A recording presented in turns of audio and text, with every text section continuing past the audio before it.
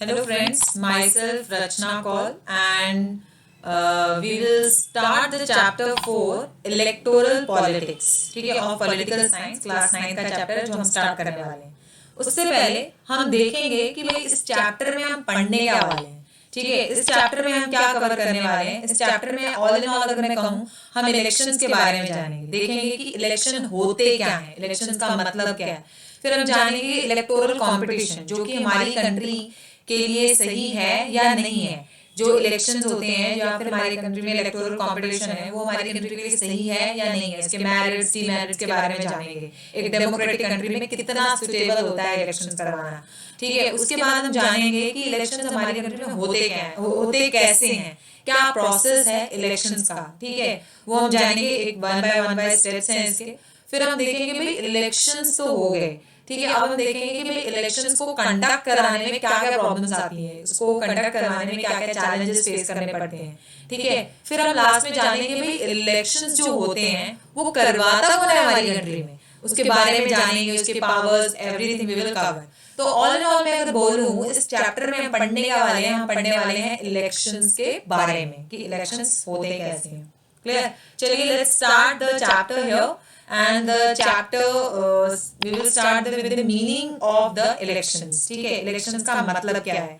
ठीक है, election क्या है, एक मैकेनिज्म है जहाँ पे लोग, एक प्रोसेस कह लो, एक तरीका है जहाँ पे लोग अपने कैंडिडेट, अपने उम्मीदवार को चुनते हैं जो उनके बिहाफ पे उनके बिहाफ पे कंट्री को रूल करे और उनके अकॉर्डिंग रूल करे. मतलब जो वो चाहते हैं उनके लिए प्रोग्राम्स, उनके लिए लॉज, उनके लिए पॉलिसीज फ्रेम करे. ठीक है, उनके वेलफेयर के बारे में सोचे. ठीक है, और अगर वो चाहें, लोग चाहें तो वो उसे चेंज भी कर सकते हैं. ठीक है, हम आगे डिस्कस करेंगे through प्रोटेस्टेशन, strikes, they can change the leader also of the country. तो these elections held, it should be held after regular interval. हर एक प्रॉपर टाइम पीरियड के बाद होने चाहिए. ऐसा भी नहीं कि एक साल बाद ही इलेक्शन हो जाए. No, it should be after certain point of time, stability के बाद जो है इलेक्शंस होने चाहिए, इलेक्शंस कंडक्ट होने चाहिए. ठीक है, रेगुलर होने चाहिए. ठीक है, और इसमें क्या होता है कि लोग अपने कैंडिडेट्स को चुनते हैं कि जहाँ पे वो, मतलब we are living in a modern democratic country, right. एक मॉडर्न डेमोक्रेसी है हमारी कंट्री में जहाँ पे एक साथ लोगों का रूल करना पॉसिबल नहीं होता. तो वहाँ पे लोग क्या करते हैं, इलेक्शंस होते हैं जहाँ पे लोग अपने उम्मीदवार को चुनते हैं, वोटिंग करते हैं और अपने कैंडिडेट, अपने लीडर को चुनते हैं. क्लियर. तो यहाँ पे भी अगर मैं बोलूँ इलेक्शन का मतलब क्या है, एक मैकेनिज्म है. कीवर्ड्स मैं आपको बता रही हूँ जो एक मीनिंग ऑफ इलेक्शन में लिखना बहुत जरूरी है. अगर आप ये कीवर्ड्स मिस कर देंगे तो इलेक्शन का मतलब जो होता है ना वो कंप्लीट नहीं होगा और आपको जो 1 मार्क मिलने होते हैं वो नहीं मिल पाएंगे. तो कीवर्ड्स का होना बहुत जरूरी है. ठीक है, तो सीबीएसई भी अपनी मार्किंग स्कीम में कीवर्ड्स मेंशन करती है जिनके बिना आंसर इनकम्प्लीट है. अगर वो कीवर्ड्स मेंशन नहीं है तो you will get a big zero, isn't it? So it's a mechanism where people choose the representative after regular intervals and they can change if they wish to do so. ठीक है, अगर वो चाहे, मतलब ऐसा भी नहीं है कि भाई मन नहीं कर रहा, भाई ये लीडर की शक्ल अच्छी नहीं है, भाई चेंज कर दो. No, it there should be proper reason, proper genuine reasons होने चाहिए चेंज करने के लिए. ठीक है, जैसे रेगुलर इंटरवल मतलब आपको बोला कि ऐसा भी नहीं होना चाहिए कि एक साल बाद ही इलेक्शन हो जाए, एक सर्टेन पॉइंट ऑफ टाइम पे. फॉर एग्जाम्पल इंडिया में लोकसभा इलेक्शन जो होते हैं वो होते हैं 5 ईयर्स के बाद. ठीक है, लोकसभा जो इलेक्शन होते हैं वो 5 ईयर्स के बाद होते हैं.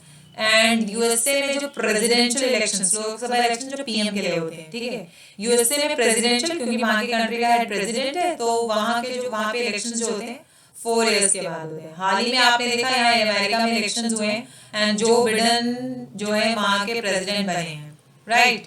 तो मतलब आफ्टर 4 ईयर्स. ठीक है, तो इट शुड बी इलेक्शन जो है परमानेंटली, मतलब जो है फिक्स टाइम पीरियड के बाद होने बहुत जरूरी है. ठीक है, एक लीडर परमानेंट नहीं रहना चाहिए. एक और डेफिनेशन है जो आप लिख सकते हैं और जिससे इलेक्शन का मतलब और क्लियर हो जाएगा. ये एक फॉर्मल ग्रुप डिसीजन मेकिंग है. Why I am being called decision making, because हम यहाँ पे अपनी कंट्री के लिए ना एक डिसीजन लेते हैं कि भाई हमारे बिहाफ पे कंट्री की जो पॉपुलेशन है वो डिसीजन लेती है कि हमारे बिहाफ पे इस कंट्री को रूल कौन करेगा. देखो लॉन्ग बैक क्या होता था कि जैसे अगर मैं बोलूँ ग्रीस की जो कैपिटल है एथेंस. ठीक है, एथेंस है, वहां पे ना ट्रू फॉर्म ऑफ डेमोक्रेसी रही है. ठीक है, जहाँ पे लोग खुद रूल करते थे, भाई पॉसिबल भी था। लेकिन अब यहाँ पे ऐसा नहीं है, इसीलिए मैं बार बार ये बोल रही हूँ कि जहाँ पे लोगों के बिहाफ पे, लोगों के बिहाफ पे जो है इलेक्शंस को जो कंट्री को रूल करे, उनके वेलफेयर के बारे में सोचे, उनके लिए पॉलिसीज बनाए, प्रोग्राम्स बनाए, एक फॉर्मल ग्रुप डिसीजन मेकिंग। मतलब ऐसा नहीं है कि जब मन किया तो नेता चुन लिया, नहीं, एक प्रॉपर फॉर्मल तरीका है, एक प्रॉपर तरीका है, एक सिस्टमैटिक तरीका है इलेक्शन होने का, जहाँ पे हम अपने नेता को चुनते हैं। ठीक है, तो एक भी होते हैं लीडर्स, अभी हम आगे पढ़ेंगे डिटेल्स, और मल्टीपल इंडिविजुअल्स को भी चुनते हैं। होल्ड पब्लिक ऑफिस का मतलब हो गया कि सरकारी दफ्तरों पे जो है, जो सरकारी जो ऑफिस है वहां पे जो है पोजीशंस लेते हैं। ठीक है, वी हैव सीन। तो IAS ये आपके मिनिस्टर्स हैं, वो जो लेते हैं वो आ जाएगा hold to hold the public office. ठीक है, मिनिस्ट्रीज होती हैं, डिफरेंट डिफरेंट मिनिस्ट्रीज के हेड होते हैं, like railway ministry and all. ठीक है, तो बेटर है कि आप ये डेफिनेशन करें, क्योंकि ये डेफिनेशन जो है ऊपर वाली जो है आपकी NCERT में मेंशन है, और बहुत ही इजी डेफिनेशन है जिसका क्लियर मिल गया है। तो ये एक एक्स्ट्रा इन्फो देने के लिए कि हाँ, ये formal group decision making process भी कहते हैं इसको। ठीक है, जहाँ पे उस कंट्री की जनता अपने नेता को चुनती है। ठीक है, तो यहाँ से क्लियर हो गया। नेक्स्ट हम पढ़ेंगे भाई इलेक्शंस की जरूरत क्यों होती है हमारी कंट्री में। इलेक्शंस की जरूरत इसलिए होती है ना, नीड ऑफ इलेक्शंस आता है, ये कभी कभी एग्जाम में पूछ लिया जाता है, क्योंकि हमारी कंट्री ना लार्ज कम्युनिटी है। ठीक है, लार्ज कम्युनिटी, और लोगों के पास ना इतना टाइम नहीं है, और कई लोगों के पास तो इतनी नॉलेज भी नहीं होती कि कंट्री के डिसीजन लेने तो लेने कैसे हैं। मैंने आपको बोला था कि ग्रीस में ये लॉन्ग बैक बहुत पॉसिबल था कि जहाँ पे लोग मतलब रूल खुद करते थे, तो वही true form of democracy. But आज के एरा में we call it a modern democracy. ठीक है, ट्रू फॉर्म ऑफ डेमोक्रेसी नहीं है। भाई क्यों नहीं है?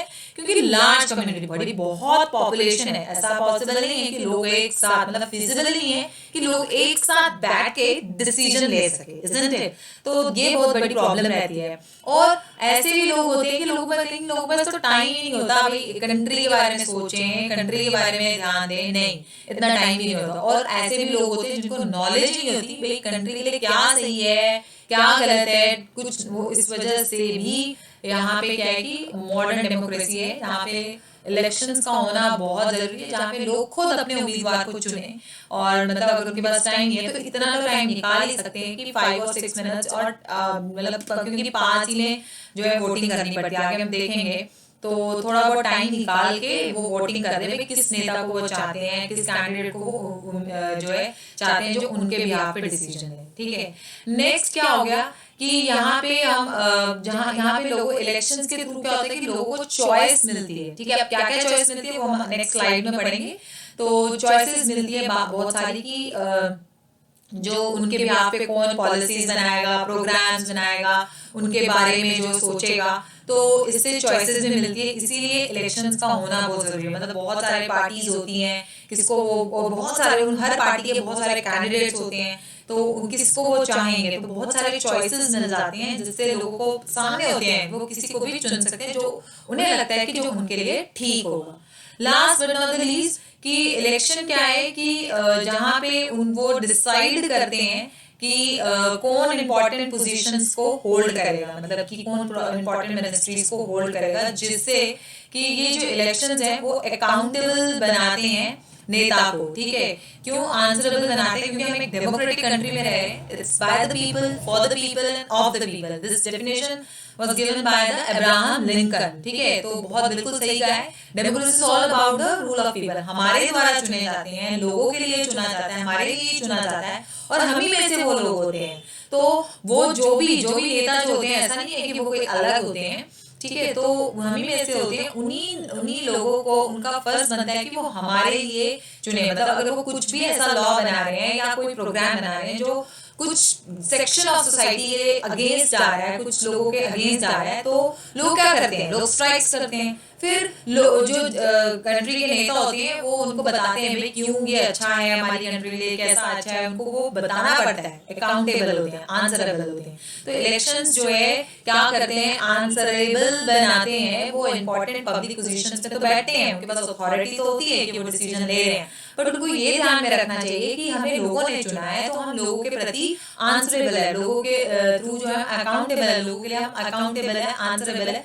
तो उनको वो सारा कुछ डिटेल में बताना होगा कि why they have been implementing these laws, ठीक है, आपने पढ़ा इम्प्लीमेंट, तो इसी के रिगार्ड आपको पता होगा कि RTI, right to information act भी दिया गया है, ठीक है। तो हम पूछ सकते हैं सरकार से कि आपने ये लॉ क्यों बनाया, आपने जो है पॉलिसी क्यों बनाई है, ठीक है, हमारा अधिकार, हमारा राइट है, क्लियर। तो ऑल इन ऑल अगर मैं बोलूं कि नीड ऑफ इलेक्शंस को वाइंड अप करें, तो क्योंकि एक लार्ज कम्युनिटी है, people don't have time and knowledge to take the decision, it gives the choices to the people, plus ये accountable बनाता है कि जो भी मिनिस्टर्स, पब्लिक पोजीशंस, जो भी अच्छी अथॉरिटी पे हैं, जो भी मिनिस्ट्रीज में होल्ड कर रहे हैं, वो अकाउंटेबल होने चाहिए लोगों के लिए, ठीक है। तो this is all about the need of election. कभी कभार एग्जाम में पूछ लिया जाता है तो हमें कर लेना चाहिए, we should not skip. Next is something which is generally asked by the, पूछा जाता है यूजुअली कि भाई इलेक्शंस वोटर्स को कौन सी चॉइसेस देते हैं, इलेक्शंस वोटर्स को कौन सी चॉइसेस देते हैं। तो ये बहुत सारी चॉइसेस देते हैं, पता चलता है कि भाई उनके बिहाफ पे कानून कौन बना रहा है हमारी कंट्री में, सरकार किसकी आएगी, कौन इंपॉर्टेंट डिसीजन लेगा भाई हमारी कंट्री के लिए, साथ में ये बताता है कि भाई कौन सी पॉलिटिकल पार्टी के रूल्स, कौन सी पॉलिटिकल पार्टी के पॉलिसीज जो है हमारी कंट्री में इम्प्लीमेंट होने वाले हैं, और कौन से वो लॉ बनाने वाले, मतलब कौन सी पॉलिटिकल पार्टी के बारे में बताता है, ठीक है। जैसे कानून बताता है कि कौन से कानून बनेंगे, कौन उनको चॉइस मिलती है, लेकिन चूज हु विल मेक, वो देखेंगे भाई कौन हमारी कंट्री के लिए कानून बनाता है, कानून बनाएगा, कौन हमारी कंट्री में सरकार बनाएगा, किसकी सरकार चलेगी। अब उस सरकार जो है किसी पॉलिटिकल पार्टी को बिलोंग करती है, तो कौन सी पॉलिटिकल पार्टी है जिसके सिद्धांत, जिसके प्रिंसिपल, जिसके पॉलिसीज हमारी कंट्री में इम्प्लीमेंट होंगे।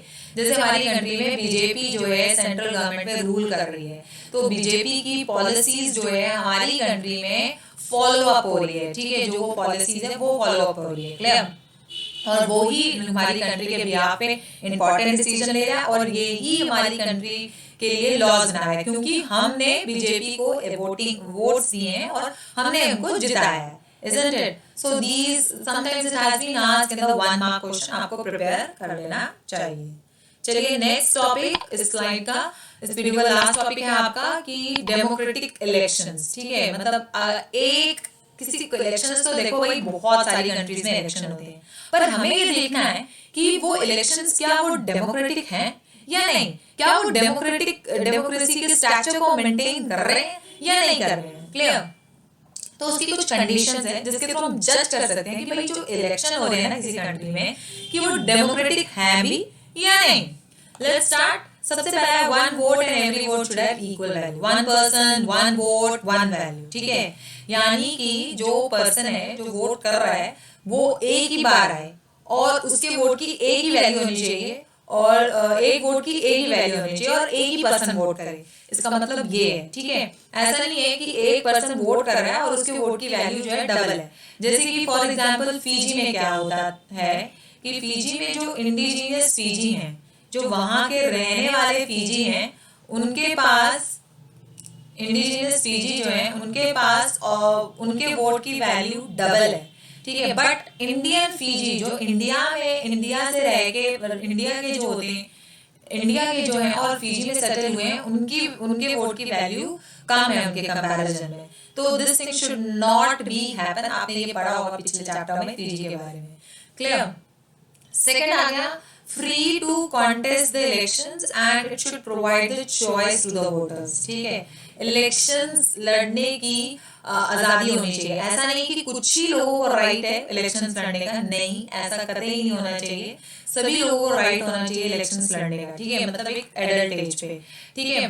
तो एक और दूसरा चॉइसेस देने चाहिए, मतलब इलेक्शंस हो रहे हैं और आप चॉइस नहीं दे रहे। जैसे फॉर एग्जांपल चाइना की अगर हम बात करें, चाइना में एक ही पार्टी है, चाइनीज कम्युनिस्ट पार्टी, ठीक है, सीसीपी है। अब ये क्या करती है कि भाई बोलती है कि ठीक है आप इलेक्शंस लड़ सकते हो, तभी लड़ सकते हो अगर आपको हम अप्रूवल दें, सीसीपी का अप्रूवल मिलता है। अगर सीसीपी का अप्रूवल मिल गया तो ही आप इलेक्शंस लड़ोगे, अदरवाइज आप इलेक्शंस लड़ोगे ही नहीं। तो यहाँ पे क्या हुआ, इलेक्शंस तो हो रहे हैं बट क्या उनको फ्री है, वो कॉन्टेस्ट कर सकते हैं इलेक्शंस को? नहीं। क्यों? क्योंकि जिसका मन करेगा सीसीपी का वो उसी को ही बोलेगी कि हाँ तुम इलेक्शन लड़ सकते हो, और जिसका मन नहीं करेगा बोलेगा वो नहीं लड़ सकता। तो फ्री उनके पास नहीं है, they are not free to contest the election, compete the election, वो इलेक्शन लड़ ही नहीं सकते। दूसरा चाइना में क्या होता है कि एक ही पॉलिटिकल पार्टी है, भाई चॉइस ही कहाँ है, एक ही पार्टी आज आके हमें तो उसी को ही वोट करना है, चाहे उसकी जितनी मर्जी एलाइड पार्टी हो, उसकी जो साथ वाली पार्टीज हैं, जो सपोर्टर पार्टीज हैं वो हो जाए, लेकिन अल्टीमेटली सपोर्टर एलाइड पार्टीज है, यानी इसको सपोर्ट कर रही हैं, तो कोई फर्क नहीं पड़ता अगर वो एलाइड पार्टी को भी वोट कर रहे हैं, या क्योंकि एक ही पॉलिटिकल पार्टी है ना, उसी के सिद्धांतों पे वो छोटी पार्टी चल रही हैं, ठीक है। तो इट्स नॉट वर्किंग, लोगों के पास तो चॉइस ही नहीं है कि भाई वोट किसको करें, एटलीस्ट 2 पार्टीज तो होनी चाहिए कंट्री में, लेकिन यहाँ पे ऐसा कुछ नहीं है। तो हम यहाँ पे कह सकते हैं कि चाइना में इलेक्शन तो जरूर होते हैं बट वो डेमोक्रेटिक कतई ही नहीं है। फिर इलेक्शंस का रेगुलर इंटरवल्स में होना बहुत जरूरी है, ऐसा नहीं है कि भाई 1 साल 2 साल बाद इलेक्शन हो गए तो चलो जी हो गया, नहीं। क्यों?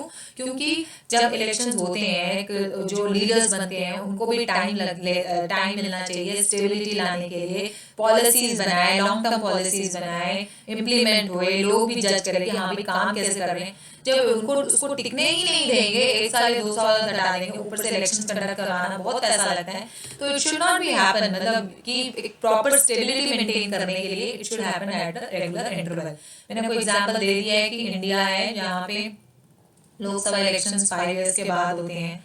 सिमिलरली यूएसए के बारे में हमने देखा, यूएसए में यहाँ पे इलेक्शंस जो है 4 इयर्स के बाद होते हैं, प्रेसिडेंशियल इलेक्शंस। क्लियर? नेक्स्ट आपका कि जिसको हम चुन रहे हैं वो ही डिसीजन ले, it should not be happen like Pakistan. Pakistan में भाई जो पाकिस्तान में मिनिस्टर्स होते हैं वो तो उनके पास तो आजादी ही नहीं है, इलेक्शन तो वहां भी होते हैं, लोगों ने मिनिस्टर्स को चुना, लीडर्स को चुना, लेकिन वो लीडर्स के पास अथॉरिटी ही नहीं है कि वो कंट्री के वेलफेयर के लिए स्टेप्स उठा सके, लॉज बना सके, पॉलिसीज बना सके। वो अगर कुछ बनाते भी है ना तो उनको जो है फॉलो अप करवाना पड़ता है मिलिट्री को, मिलिट्री रूल्स को, मिलिट्री लीडर्स को बताना पड़ता है, मिलिट्री ऑफिशियल्स को बताना पड़ता है कि वेदर दे विल इम्प्लीमेंट और not, they have to be answerable to the military official instead of the people. तो that is the biggest problem. ऐसा नहीं होना चाहिए, वो तो कोई इलेक्शन डेमोक्रेटिक हुए ही नहीं। भाई लोग क्या चाहते हैं, आप वो डिसीजन लो ना, हमने लोगों को चुना, हमने लीडर को चुना है, हमने मिनिस्टर को चुना है, तो उनके पास राइट होना चाहिए ना कि वो हमारे लिए जो है लॉज बनाए, ना कि मिलिट्री से आप पूछ रहे हो, मिलिट्री से पूछ रहे हो कि भाई लॉ बनाए, ये वाला लॉ बनाए या नहीं बनाए। It should not be happen like that, ठीक है। तो इसका एग्जांपल पाकिस्तान ले सकते हो। Last but not the least, that is the free and fair elections. भाई इलेक्शंस हो रहे हैं, it should be in a fair manner, एक उसमें कोई भी मैल प्रैक्टिसेस नहीं होनी चाहिए, अनफेयर प्रैक्टिसेस नहीं होनी चाहिए, एक प्रॉपर जस्टिफाइड के तरीके से होना चाहिए, ठीक है। It should not be happen like the Mexico में आपने पढ़ा, मैक्सिको में जो है मैक्सिको है या फिर जिम्बाब्वे में हमने पढ़ा था कि मैक्सिको में पीआरआई है, इंस्टीट्यूशनली जो है पीआरआई आपकी, then we have Zimbabwe ZANU-PF है, ठीक है। यहाँ पे क्या करती हैं ये पॉलिटिकल पार्टीज काफी देर से रूल कर रही हैं और बाकी ऑपोजिशन पार्टीज तो हैं, लेकिन ऑपोजिशन पार्टीज को आगे आने ही नहीं देती हैं और लोगों को फोर्स करती हैं कि हाँ हमें वोट दो, अगर आप हमें वोट नहीं दोगे हम आपको मार देंगे, और टॉर्चर करती है, ठीक है। मीडिया को टॉर्चर, मीडिया को कंट्रोल, कोर्ट सिस्टम की बातें नहीं सुनना, उनके अगेंस्ट चले जाना, उनको इन्फ्लुएंस करना। तो इलेक्शंस जो होते हैं ना यहाँ पे कोई फ्री और फेयर मैनर में नहीं होते, तो ये भी यहाँ पे भी जो इलेक्शन है वो कतई डेमोक्रेटिक नहीं है। क्लास आप जो है इनके एग्जाम्पल साथ साथ लिख सकते हैं, ठीक है। It will add on your marks, एक वेटेज दे देता है आपके आंसर को, ठीक है।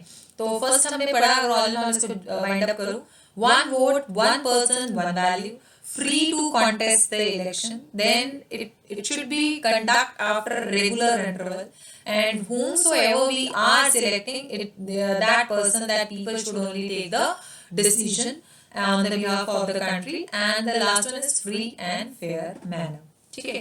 So that's all about today. We will continue afterwards.